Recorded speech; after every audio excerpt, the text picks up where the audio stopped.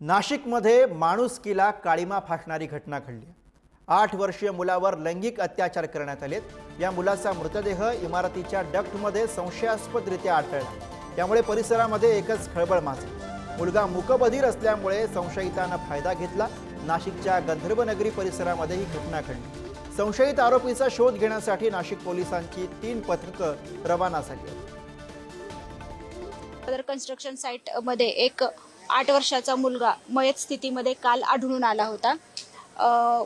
बिल्डिंगचे जे डक होते त्या डकमध्ये पहिल्या मजल्यावरती त्याचा मृतदेह या ठिकाणी आढळून आला होता आणि पीएम रिपोर्टवरून आम्हाला असं कळालेलं आहे की त्याचा जो मृत्यू झालेला आहे तो त्याला बरगड्या त्याच्या पाठीमागच्या साईडच्या ज्या बरगड्या आहेत त्या तुटून झालेला आहे आणि त्याच्या बाबतीमध्ये काही अनैसर्गिक अत्याचार झाल्याची देखील घटना या ठिकाणी समोर आलेली आहे।